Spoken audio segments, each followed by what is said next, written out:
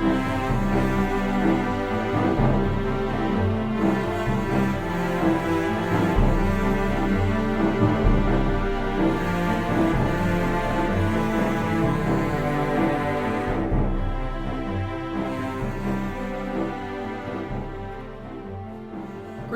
and welcome to The Thirsty Mage, the podcast with its ear to the ground when it comes to indie gaming.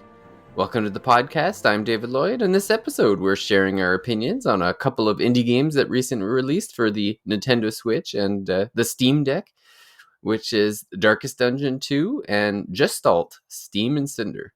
Here with me working on lowering his stress damage to stave off insanity is Jordan Rudick.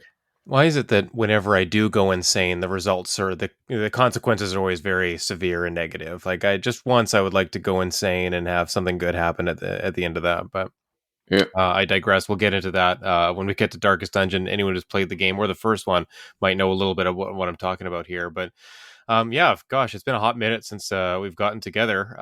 We did have plans to record this earlier, but someone couldn't wake up early enough or didn't hear his alarm, and that's I feel like that's been a common excuse I've been giving since the kids have been off school. Me not being able to hear my alarm in the morning. I feel like our day-to-day schedule in the Rudak household is very thrown off with I guess we did have swimming lessons, but without me taking my kids to school or getting up at the same time as them, I've been able to sleep in with my schedule at work being a little bit later. So it's just been weird. I don't know how are you guys adjusting? I joked to you via messenger about how the summer is supposed to be a time of rest and relaxation to take a break from work, and I feel like I'm busier than any other time of the year. It's insane. Like if you're not trying to figure out what to do with the kids at home, and then you're trying to figure out how to get them to camp or get them wherever they're going. My son plays baseball in the summer, and the way the schedule has worked is that we're basically like 3 or 4 nights a week, or we're running somewhere for that. It's just nonstop, man. I'm waiting for September to come so things can settle down and I can take a breather. Like it's just go. There's the consistency of the school year, I guess. It kind of is not salvages, but you'd look forward to that. Like it is that slipping back into a nice routine, I guess. Whereas the summer, there's just so much happening that you'd think there wouldn't be, but there is. Yeah, with sports and commitments and seeing people and hangouts and stuff like that. There is a lot going on. So even when you take vacation, it's more stressful than just your day to day. To me, like for sure, we go down for 3 days and you're trying to figure out transportation, you're trying to figure out the insane hotel prices. It's just everything's insane. We're chatting, everything's expensive these days. We're going to Whistler it's a long weekend for us in BC coming up, first weekend of August, so we're going away with a few other families, so we're looking forward to it. But again, like the group chat that we've been kind of trying to plan and figure everything out, like it's been popping off because we're trying to figure out all these little things to keep the kids entertained. Where we're going to go, where we're going to eat, do we need to make reservations? Like these, again, you're planning everything so much. I guess that's what we've been doing in the summer, whether it's at home or going away, that you don't really do that during the school year. September to June, it's like, here's the schedule, we stick to it.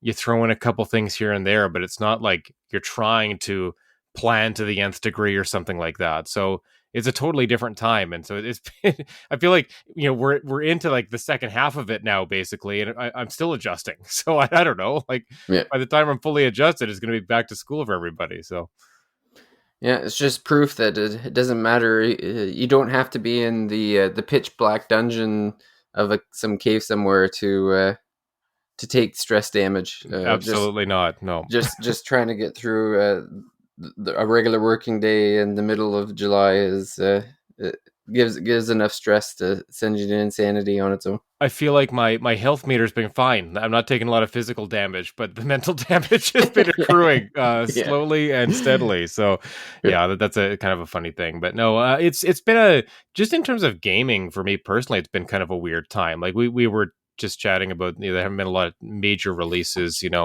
I did a little feature on Nintendo World Championships, a speedrunning kind of game, comparing it to NES Remix. You guys can check that out on YouTube if you haven't. Um, but other than that, like, there hasn't been any like major sink your teeth into it types of games that in the last month or so, other than after Trails for Daybreak for us, like we're kind of now in that holding pattern, waiting for the next big thing, and so that might be September, right? So, Yeah. probably a good time to be getting into backlogs or maybe getting to some smaller games. It's nice to talk about these two because I imagine if folks haven't played Darkest Dungeon 2 and Gestalt, Steam and Cinder, the I think they're ones that, like, oh, you recognize, maybe they have some name recognition, like, you saw Gestalt, like, oh, it showed really well in trailers, and Darkest Dungeon 2 being a sequel to definitely like an indie darling for sure. I imagine people at least know about them or want to hear more about them, so we're happy to chat about both today. Yeah, and I mean, Darkest Dungeon 2, I feel like has been out forever. Like, it's funny that we're Yeah. talking about it just coming out, but I'm like, I'm pretty sure it came out in early access like years ago. Yeah, and I think it was the same with the first game too. Like I don't know the whole trajectory of this series. I guess we can call it a series now. But yeah, I originally played Darkest Dungeon, the first game, on PC. Back when I was playing more PC games, it was one of those first ones that really opened my eyes to, like, wow, there are some amazing indie games on Steam that are definitely worth checking out, and maybe changing your playing habits away from being just a console player or a handheld player or something like that. Maybe to getting back to the PC where maybe you used to play games. That was me. That was kind of me coming to the game. Um, but yeah, the sequel. So the sequel just came to Switch. I think some other platforms as well. It fits very well on Switch. It is a roguelike. I think it's more rogue light in some ways. I think there's a little bit more progression, which I always appreciate. Just with time constraints and stuff like that these days, having ways to build up towards something as opposed to just like your own personal experience and learning. There's more like actually buffing character classes, unlocking items. There's a ton of stuff to unlock, lots of meters to fill up with kind of pseudo experience points in this game. For those who don't know, Darkest Dungeon and Darkest Dungeon 2, they are kind of turn-based RPG roguelike type games where you are kind of leading a party of four adventurers, just trying to get from point A to point B, basically. In the first game, you were kind of exploring different parts of a town, and the town kind of served as like a central hub for your characters where you'd go and like recruit new ones or kind of repair damage to them, maybe purchase new equipment and items. I think you could do that there. I don't remember a ton of the first game. It's been such a long time since I played it. Yeah, I can talk a little bit about it because I please I just do, played it David. Yeah, recently. Yeah, yeah, because good, the go. actually I think it was this. It was either this Christmas or last Christmas that Casey got it for our Secret Santa. Right. Yeah, but yeah, I remembered a little bit because it was very memorable for me because my main character died within like an hour of me playing the game, Yep. and I'm like, well, do I like just start a new game? And I'm like, ah, screw it, I'll just like keep on going. But yeah, like so there's, I guess the whole premise around Darkest Dungeon is that there's like this mansion in a town, and I believe you like as the main character, you are like I don't know the word. It's like given to you in a will or something. But there's like a dungeon in the mansion that evil things are coming out of, and it's basically you're going in there to kind of clean up the clean up the bad guys, I guess, take them out or whatever.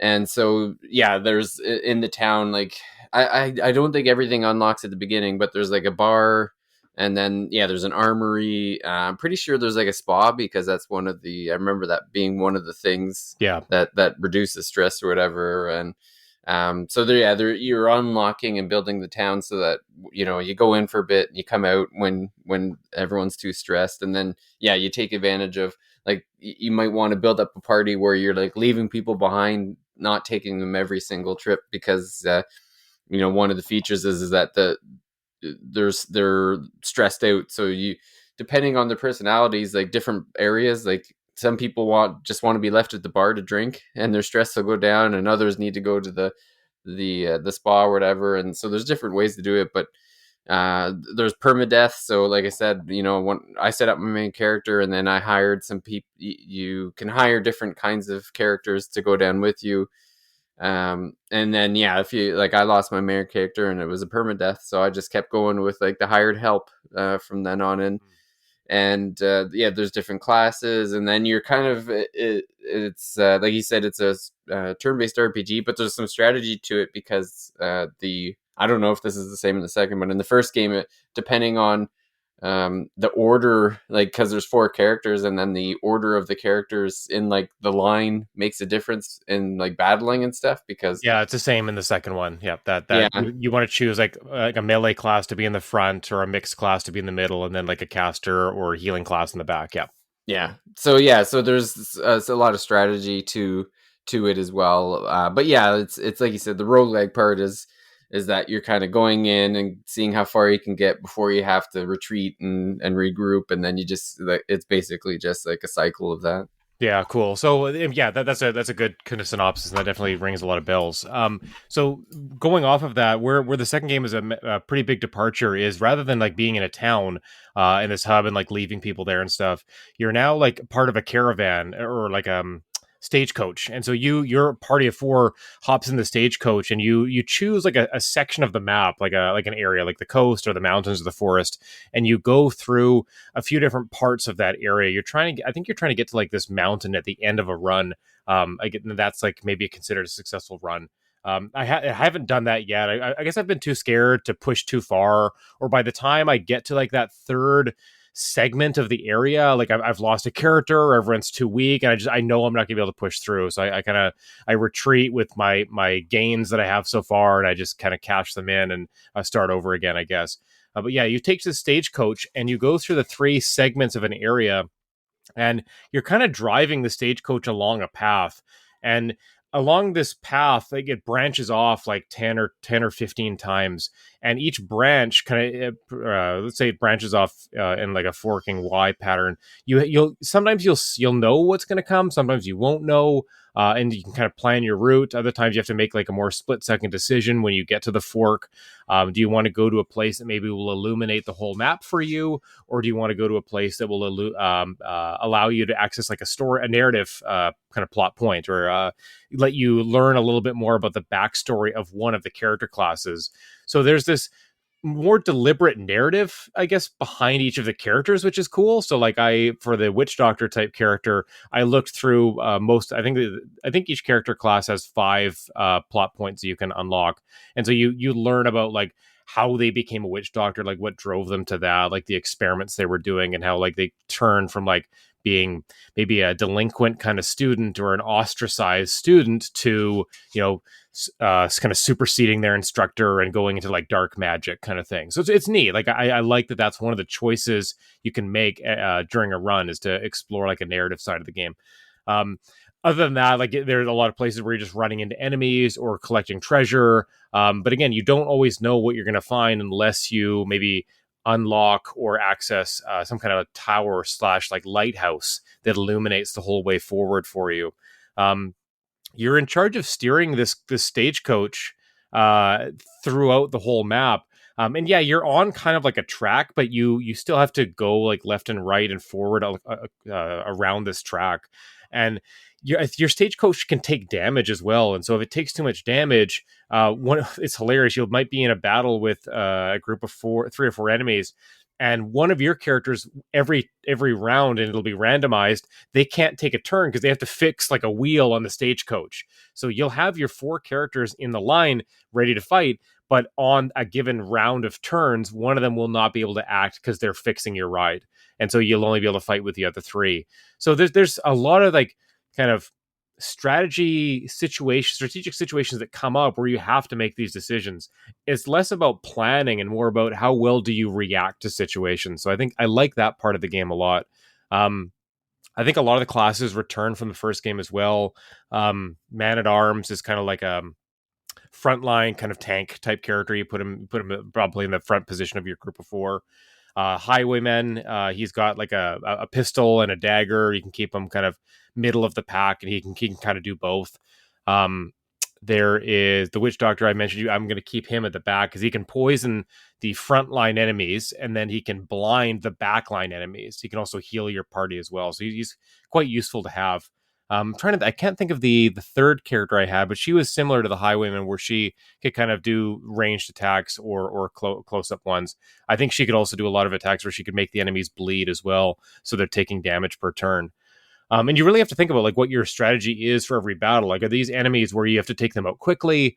For example, there's ones where maybe the third enemy in their row has like a really powerful like flame attack, and the fourth enemy in the row, they're weaker, but they bang a drum and they make the other characters in the enemy party really powered up. And so, do you want to take out the drummer first, so those buffs get kind of settled down and stop happening? You want to take out the fire guy because he's going to put out a lot of damage no matter what? You really have to choose who you're going to attack. But of course, the enemies in the back line are harder to reach, right? Because they usually have the more stout ones in the front. You might want to take them out first. Another element that I don't think was in the first game is once you beat an enemy, like you eliminate all their health points, they become like a corpse or like a husk, and they're still in the way. Like they still have like hit points to take them down, so the corpse will just be eliminated entirely. So they, even if you take them out, they still kind of form like a barrier or an obstacle that you have to deal with. So that's another layer of strategy to to combat.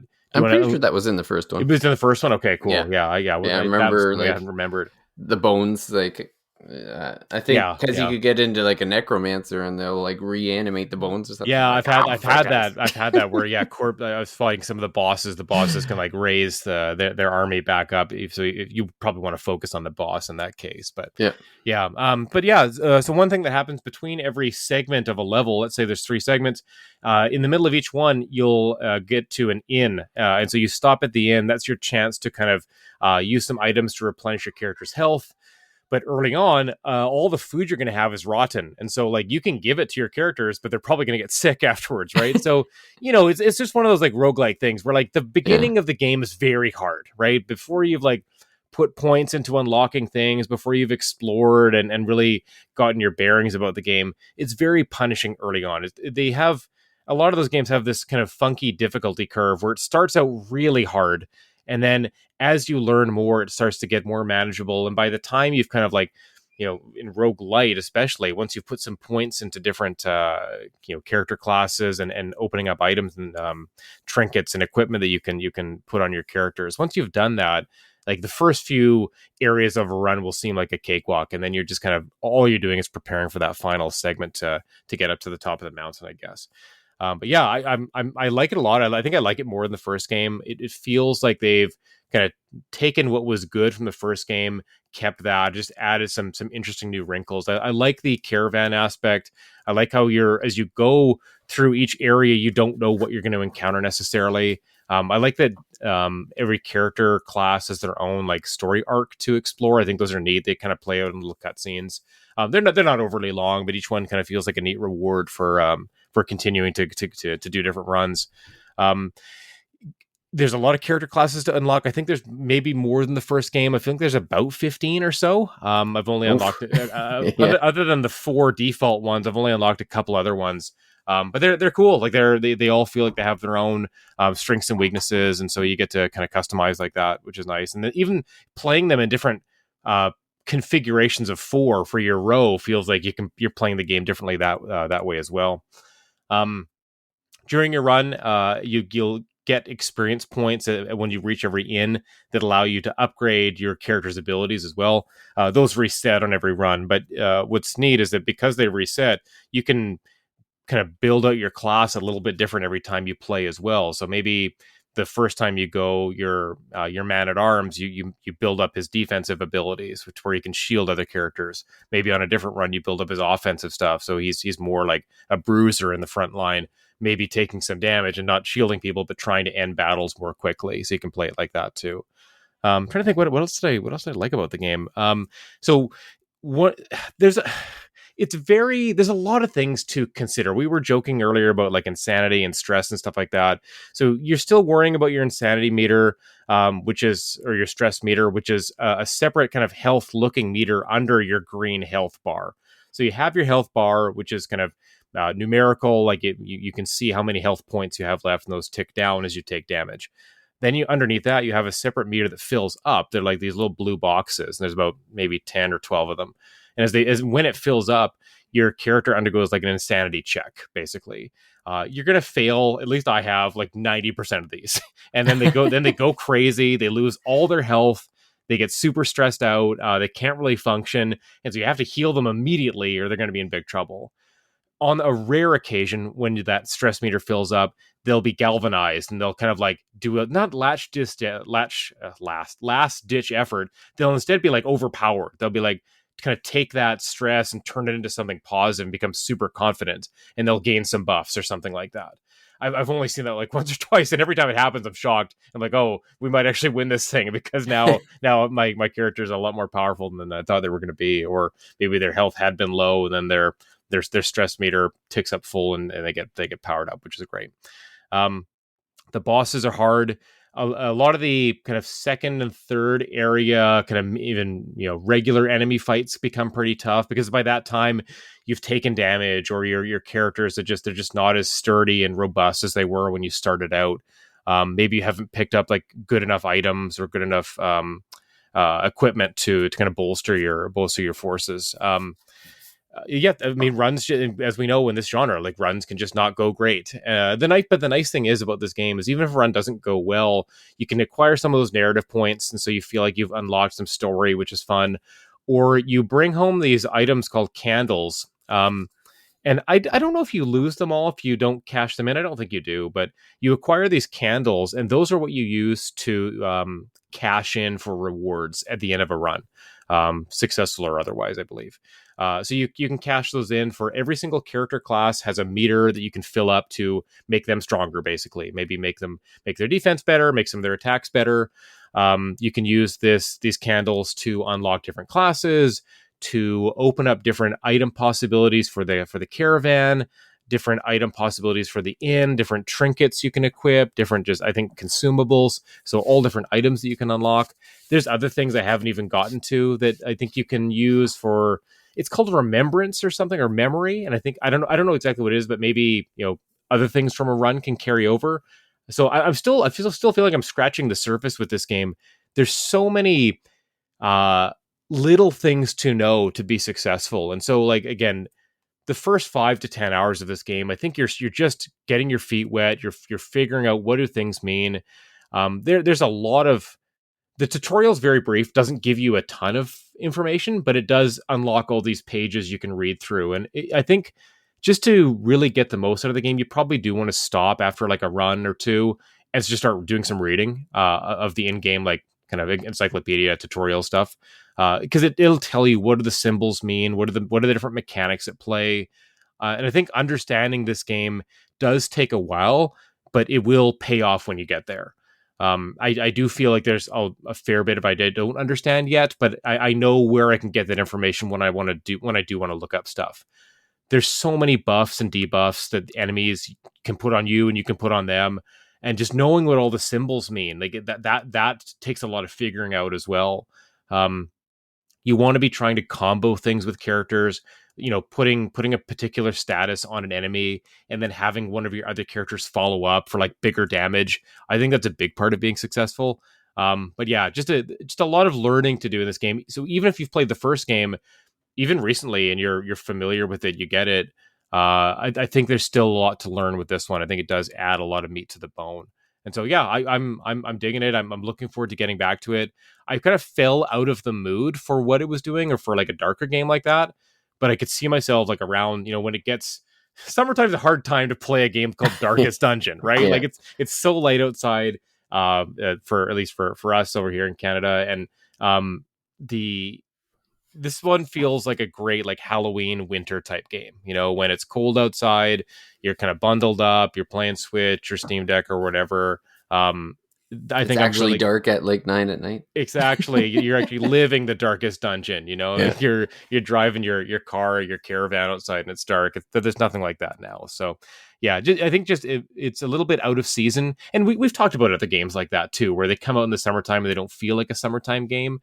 This could be one of those just for just me personally right now. So I do want to get back to it at some point. I'm sure I will. I'm really happy to have it on Switch. Another one where if I'm on a flight or a long road trip or I'm taking a break from driving, this is one I would definitely whip out. So yeah, I'm definitely into it. I think I'm enjoying it more than the first game. The first game I fell off and didn't really look back, even though I had fondness for it. This one I see myself putting in many more hours for sure. Yeah, the biggest hindrance for me is that these games seem like a pretty big time commitment. Just because, like, I even look at it, like the first review on Steam, it's like the user had 150 hours into the game. I'm Yeah, like, holy moly! Like, and you wonder like, oh, they probably haven't even logged half of what's there. You know, like that yeah. and so it gets that they haven't unlocked everything yet.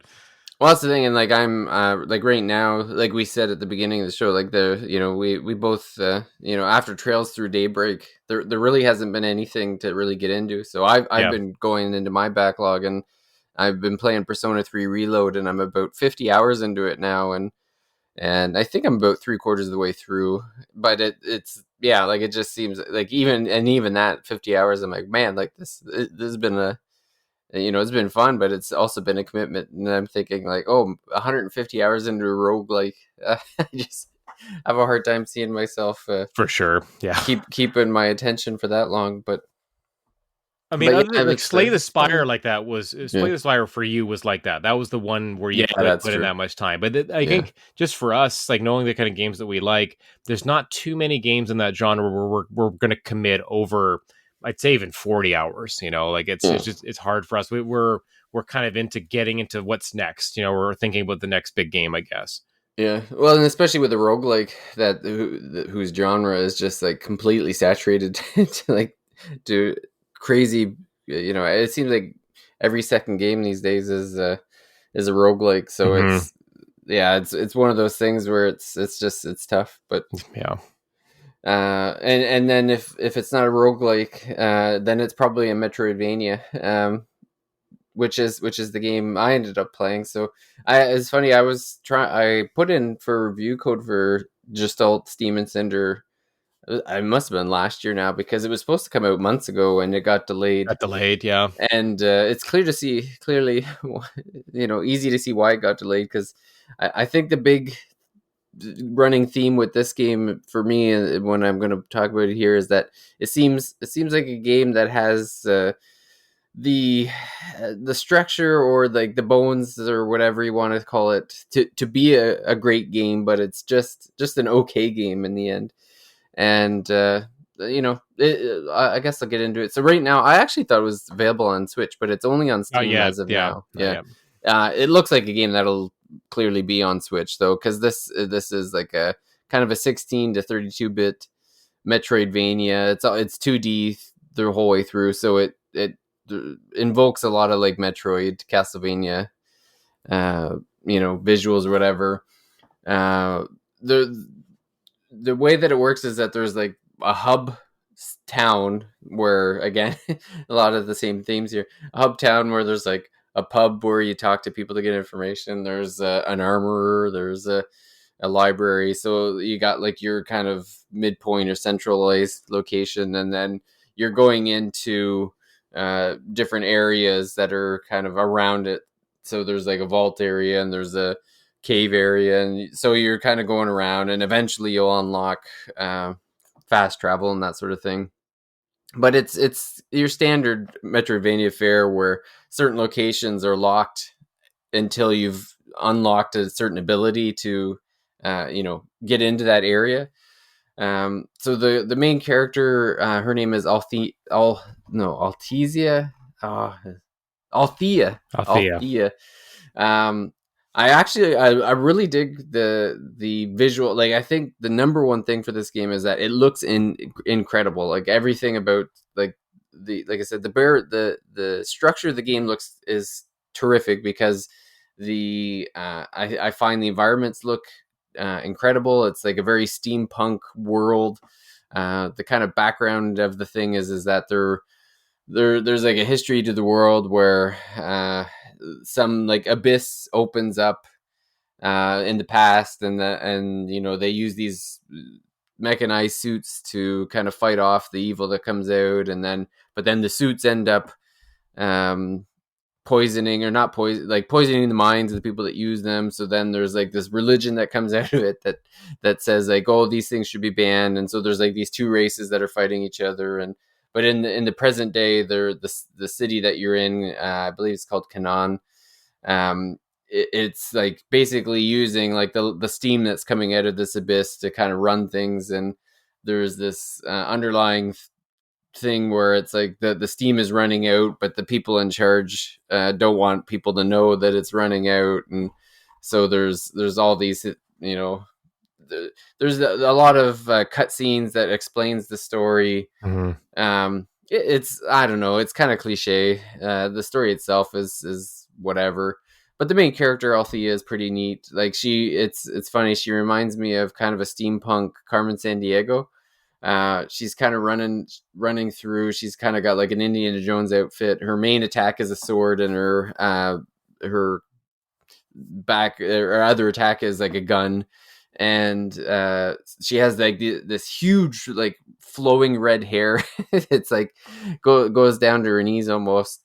And she moves very quick. Like the actual gameplay, it feels really good. Like she has runs along and slashes the sword for the main attack, but then there's like quick movements. Basically you're doing like dodging and rolling to avoid enemy attacks, and then you kind of get up and slash. And all the enemies have both an armor and a health meter, so the gun can take away the armor meter quicker, and then the sword is basically how you get rid of the health as quickly as possible. And then all the areas have like a boss that you fight.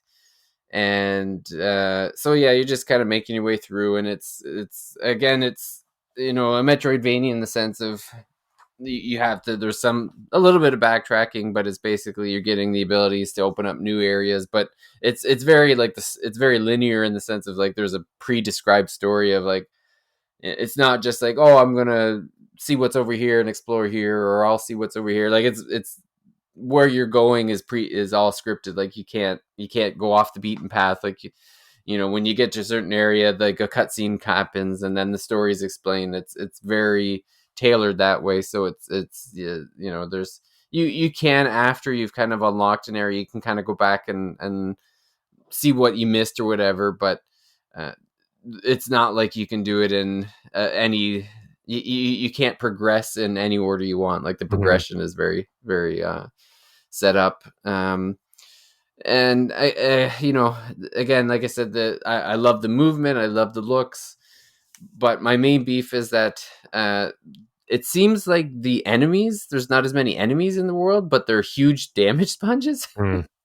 So it's like less things to destroy, but takes a little bit longer than you would think. Like we've played so many of these Metrovanias before, and the ones that are most fun to me are the ones where like I'm blowing through the world as quickly as possible, and just like one or two slashes, and you're like you take out the enemy. You just keep like the more the fun, the more enemies, the funner it is to me. Like I want speed. Like I just want to really enjoy myself, and kind of like a Mega Man to a certain extent. Like Mega Man levels, it's like you're running through, you're shooting stuff, you're going through as quickly as possible, and then it's there's you get through the level, and it's all like feels very very good. But yeah, to me it feels like I'm you get to take out enemies. It's just a little bit longer than it should be, and there's not as many enemies as there should be, so you find that you're just kind of running around,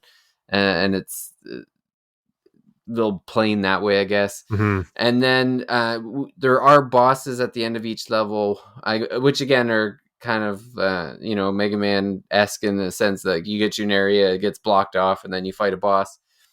Sometimes it's like a big robot boss, and sometimes it's another like human type thing, or maybe they have like a power that you have to do. But the bosses themselves are like super easy, like Yeah, yeah. to the point where it's like once you've figured out the mechanic to what they do, it's so easy to be like, okay, well, they're about to do this attack now, so I just have to do this to avoid it, or I just have to wait for this to happen and then I can attack. Like, and then the bosses are damage sponges too, so the boss fights are probably twice as long as they should be. And you're it's so easy that it's like you're just putting in the time basically. Mhm. um so yeah, it's one of these things where it's like it the game might be great one day. Like I feel like it would be easy for them to update the things that are annoying in patches later on. Like it'd be super easy to just turn down the health of the enemies and increase the volume of them in the actual levels, and it would be super easy to just take, because the bosses themselves are neat. Like there's story based reasons to how they're set up or whatever, and all you really would need to do is maybe add an extra like attack or two or three to some of Mhm. them, or even maybe just randomize the attacks a little bit more, so it's not like, okay, attack one, attack two, attack three, attack one, attack two, attack three. Like even if they're like changing up the attacks variation, so Mhm. that maybe you kind of like see something about to happen and then like, oh, okay, I know based on this it'll be attack three, so I'll have to adjust, or just to change up so it's not just too so easy to see what's happening. I um I you know wonder I wonder if this I want to put our kind of theorizing hats on again for a second, as we like to do on the Thirsty Mage. Um, these games that kind of, we know they're coming to multiple platforms, right? But they end up releasing first on PC. You wonder if it's because like they know maybe the PC audience is a little bit more open to games being worked on and improved over time, right? That like, yeah, okay, I'll buy it on PC now, but I'll maybe play it when it gets patched, or I'll play it now and be like, oh, I'll share some thoughts in like a Steam review or something like that, or they'll just collect feedback from people from this PC release, and then they'll iron out all those bugs for the console release. I wonder if that's something that is happening, or that some developers might be taking advantage of to ensure that when it does come out on other platforms, console players who are, I think, a little bit more fickle, like they're like, if there's any sense of like some of the issues you're mentioning in the Switch release or PS5 release of this game, I think those kind of console players may be a little bit more likely to look the other way and go to a different game. yep, Whereas like a Steam player be like, no, I want to play this game, and if maybe I'll finish it, and if it improves over time based on my feedback, that's fantastic because I help make the game better. And then I'll play it again when it's also fully patched, and then I'll update my review. I think there's just a little bit more of that whole process happening with a game like this or others, where it comes to PC first or comes to early access first, and with an inevitable or an already announced launch on console to come later. You don't want to. I mean, something that's obvious is it's harder to patch games on consoles, right? It's a yep, lot easier to submit a patch to Valve, to Steam, to iron out or make small changes there than it is. Nintendo's patching process is notoriously difficult and time consuming. So it makes sense that like release it here first, see what people think, make those changes for the console. Make as many as you can in a day one patch or whatever, and then that like the console players who, again, that might be more likely to look away from your game if the reviews aren't good or impressions aren't good, they're more likely to dive in day one, which is what you want. So I wonder if something like that is happening a little bit here. well, I would totally agree with that, because I would say that Steam players tend to be more invested in the games, especially like these Yes, indie games yes. where they get in at the beginning. They're either like following it along in the development, or if they do go, like I'm not sure if this game was ever in like early access, but uh, this almost feels like it could be. Like the game is Mm-hmm. finished and you can play through it and enjoy it or whatever. But it definitely seems like something where it's like, okay, we're gonna take all the feedback, and you could get all the stats, like you can see like where people stop playing, like where are they Exactly. dying, like where is it too easy. Like you could take all of that information off of Steam so easy, and then be like, okay, well, let's fix all this, patch all this, and we'll see how it plays out. It's almost like they're play testing it, right? In a way, like Yeah, we're not calling this a beta. Like people are paying for it full price. That's fine, but you do still feel like you're part of that process of leading, maybe to polishing up something to make it great. yeah, Polishing like a stone to make it a diamond or something like that. I think there's a lot of people that are on Steam that like being part of that process. It's like a community, right? It's a social thing. Like it's yeah, you want to see these developers do as well as they can, because then they'll make more of the games that you like, right? And so if you can be part of that process, leading them to be successful, inevitably it helps you too. It's kind of cool, like if you point out a bug or like specific changes, and then they make those, and you feel like you were part of that process. It's collaborative, right? And yeah, and I think we all know that like there's a lot of that sentiment in video games of wanting to collaborate with people. Either you want to work with people or you want to work against them, right? And those two feelings are very, very pronounced in video games. And so it's cool to see that potentially happening with a game like this. Well, and then on Switch, I feel like for indie games, you get one chance and that's it. Like it's one and For done. sure, you do. Yeah, Yeah, Mineko's Night Market is one that comes to mind. Where, and I think that game came out simultaneously everywhere. But man, did it run so poorly on Switch, and just I think Switch ended up getting the worst version of that game. It was impossible, basically impossible to finish it. If you remember, there was one late game segment I had talked about where the characters that just completely disappeared off screen. You couldn't even see your own character. And so there was no way to solve that puzzle. And so the end of the game is basically unachievable. And so, yeah, but if you imagine something happening like that on Steam, they're going to work together to solve that problem. If you're on Switch, you're like, I'm deleting this game. I'm done. yeah. I'm out. No, there's no working together. It's like, I'll move on to the next thing, right? It's very different. Well, even on Steam, you could just have the community. Like, if the developer just moves on to something else, then the community could be like, "Well, screw it, we're gonna mod it. We'll fix it. Yeah, Yeah, we'll we'll fix do it it. ourselves. Stick a Exactly. mod on there, and then you're good to go." You know? Yeah, exactly. It's a very different community. I mean, they're all doing different things, all different valuable things. But I think that is maybe the smart thing about releasing a game on Steam first, if you want to have more success on other platforms later. Yeah. Well, and Switch has got to be around 20,000 games at this point, or not, if not more. And so you get like maybe the day of release, you're on like the eShop at the very beginning of like, oh, Exactly. here's a new release, and then if you're not selling within the first couple of days of being on there, you're replaced by the next thing, and you'll never be seen again. Like Yeah, it's exactly. If you're not, like and that's why, yeah, that beginning has to go well, because you want to be at the top of that download chart, and then every time someone sees, oh, okay, best selling games on the eShop, yeah, still there weeks and weeks and weeks. That's just your sales are just multiplying, right? Like that's what you're really aiming for. And you're right, David. If that doesn't happen for you right out the gate, the next week you're yeah. replaced. You're replaced by someone else who is aiming for the same thing. It's really tough. Well, and then there was a time where they were relying on, oh, I'll just put a steep sale on and I'll get Yeah. back up on the thing. And it's like, well, no, like there now, there'll be 20,000 games and 5,000 of them will be on sale. So you can't even rely on that anymore. That doesn't help. Again, it's the only at least in my mind, the only thing that's going to save you is just having that kind of immediate, quick success rate out the gate. Because like Yeah. organizing things by release date, you're much more likely to find something than if you organize it by what's on sale. Because now the sale list has 5,000 games on it or something, right? So Yeah. you're never going to get through all those. Let alone how bad the eShop is to navigate on Switch. That's another whole issue. But yeah, you have to be on that top 20 best-selling either games entirely or download titles only. That's where you're making money. And you're never gonna like even if you try to like deep discount, like you'll never deep it more than like there's so much shovelware where they'll just like 99% off. What do we Yeah, care? exactly. Yeah. And then trying to get onto that sale page and You don't even want to be lumped in with those guys, right? no, Then you're yeah, shovelware too, right? So that's right. that's not a solution for you either. Yeah, so it's an interesting time for indies. Like it's Mhm. and then for in particular for Steam, like the Steam Deck, it's verified here. It's actually suggested that you use a control. Well, Oh, heavily really? recommended you use a controller. So Yeah. Steam Deck is almost like the preferred platform for this game at this point. So Hmm.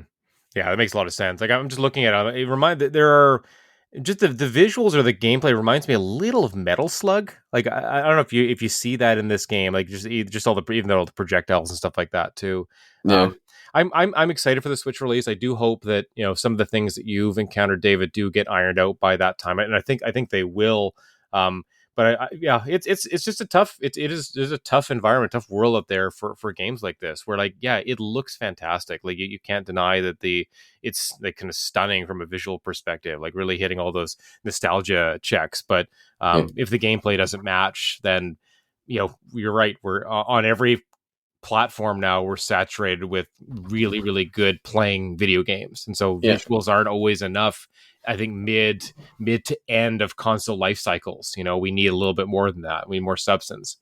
Well, and if their plan is to fix it, they're going to want to fix it quick before Silk Song eventually eats all the lunches Oh of my the god, Metroidvania games. that's right. Yeah, exactly. I was going to ask you if you thought that just kind of when you were playing it, if there was like a really close video game analog to this one. Is there something like a Metroidvania in particular, or an entry from either of those two sides of that genre that you're like, oh, it kind of feels like this one?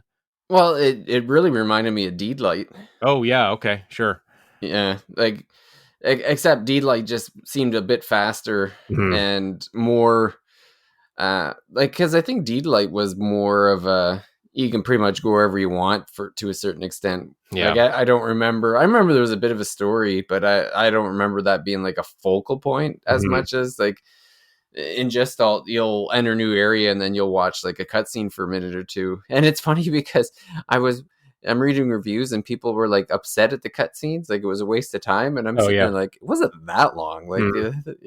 it's enough that there's a story to follow, but I don't feel like it's taking over the like it's not 20% of my gameplay. It might be Mhm, mhm. 5% at most. Like I don't know. It's It isn't a genre that maybe traditionally has had a lot of cutscenes, though. I think like yeah. you mentioned like wanting the game to be faster, to feel faster, and I think as we've gotten older, or maybe as the audience, video game audience in general, has gotten older and getting into these games, whether you grew up with them or not, I think you do like that speed element of them, right? You think about even like Metroid Dread. It's a pretty fast playing game. Like Samus moves pretty fast. You get a lot of abilities that make you faster and zip around. Even half of the challenges of escaping the enemy, or what, I can't remember those mechanical things Oh that yeah. chase you around. But escaping them is all about kind of speed and deception and getting away from things as fast as you can.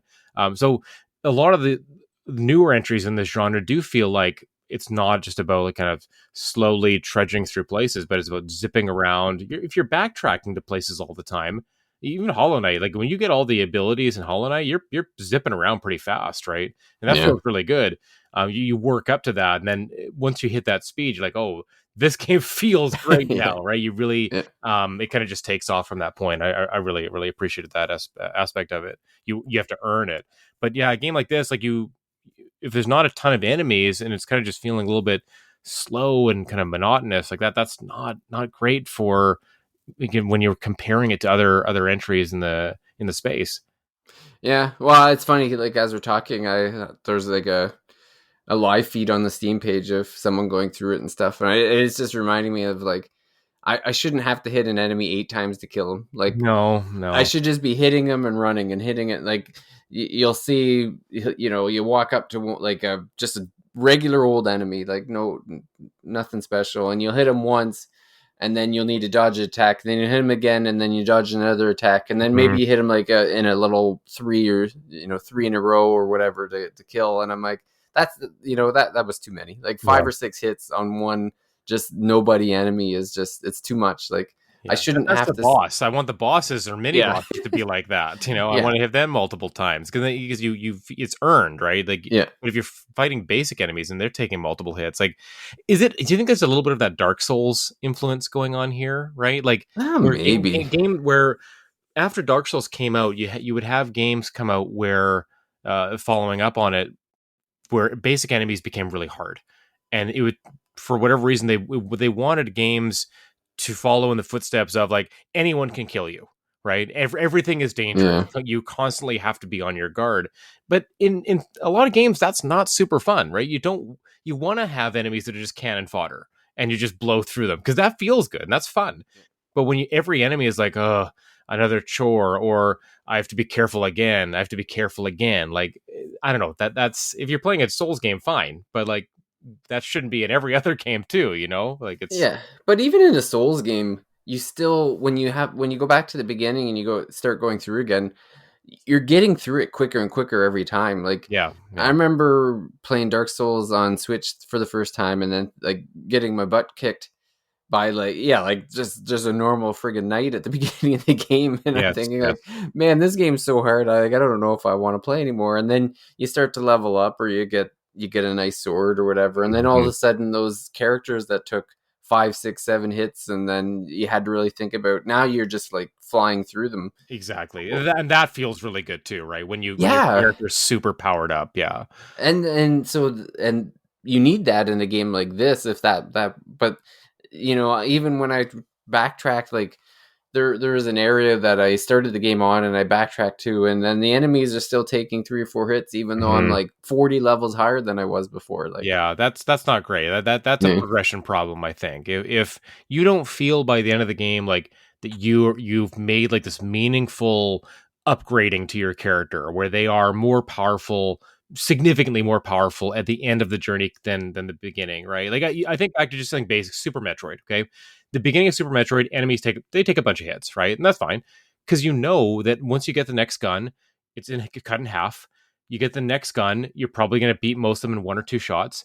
And by the end, when you get like the final, like the plasma beam or whatever it is, every enemy it literally goes through them and hits yeah, the next enemy. Like that you love that sense of progression, right? And Super Metroid kind of established that, and you wish that like other Metroidvania kind of games, I guess, take from that really prime example of like this is how to make players feel empowered by the end of the game. You want to get to that point. You're kind of striving for it.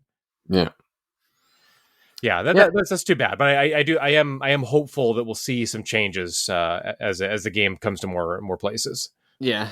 So yeah, I guess at the end of the day, an okay game that could be a great game one day, hopefully. Yeah, fair enough. And yeah, so I'd say if you're interested in either one, like keep an eye on them. I think Darkest Dungeon 2 is one you could pick up right away. I wouldn't go back and play the first one necessarily. I think you could go straight to this one. But just be forewarned about needing to do a little bit of reading and digging and exploring. As games in this genre, the roguelike genre do kind of force you to do. There's a lot to learn and to experience before you're going to get good at the game. That's just part of it.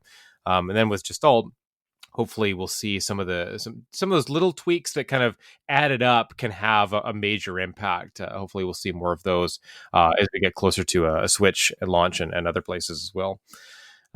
What's on the horizon, Dave? What else are you playing? What else is coming up? Like what do we want to talk about soon? I've got Persona 3 Reload. I'm getting. Hopefully, I'll be done that within a week or so. I know. Yeah, Casey and I are playing through Just started Final Fantasy 15. Nice. So we'll be seeing what that feels like in 2024. um, I've got a couple Abed Time episodes on the back burner. I know the June one is or I meant to do it's the summertime As we said, lull of as like we having said, no time to do anything. So yes, yes, I've got 2 episodes planned and I will record them soon. So excellent. those will be in soon. And yeah, and then I guess as September comes around, we got Reynatus, or however you pronounce it, from or from Furyu, Who I are you? think Yeah, is. that's Yeah, right. yeah. So I'm looking forward to that one. Um, I did look trying to up think. 2 August games while we were chatting, and so we've got Visions of Mana is the end of Oh August, right, right? So yeah. that That is the a good demo's one. out for The that one demo's now. out. Yeah, I did download it. I want to try it.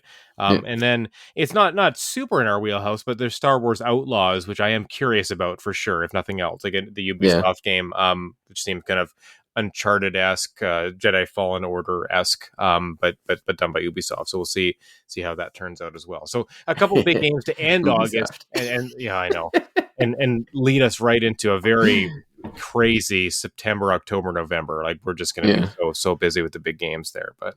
Yep. Yeah, looking forward to it. I've actually maybe we'll do another kind of combo episode if you want to talk about Persona. I've been playing Pokemon Legends Arceus with my kids. Actually, Oh yeah. I got Legends Arceus when I got it. I think we may have done an episode on it. I do remember talking about it a little bit before. I got it for my son because when I first bought it, there was a promotion at GameStop where you could return it for full value, full whatever price you pay. So I guess it might have been $69.99 for us back then. I wasn't sure if there were $79.99 games yet. At any rate, for every day you kept it after release, the trade in value went down by $1. So Oh I shit. finished it in like 6 days and just returned it for basically like what I paid for it. So that was pretty cool. But of course, when you rush through a big game like that, you're not getting the same experience. So Yeah. so I'm playing. So I got it for my son. It was his birthday. So we've been playing that. I've been playing with both my sons basically, and so we're kind of just taking our time, right? Rushing through the story. We're just catching Pokemon, and there's not that same emphasis on battling, but that's a game I'd love to revisit. Maybe with the two of us can chat about that and do a Persona episode as well. But yeah, good stuff to come. Always, hopefully, get back to some more regular recording with you, David. It's been we've been talking about schedules from the outset here, and it has been trickier to find times to record, but I do want to do more of it. So Yep. hopefully soon. Thank you everybody for listening. Hopefully you're gonna check out one of these games, maybe consider picking up one of them or just all when it comes to consoles as well. But let us know what you think. If you've played them or if you're planning to play them, where are you at with that? You can send an email to david@thirstymage.com.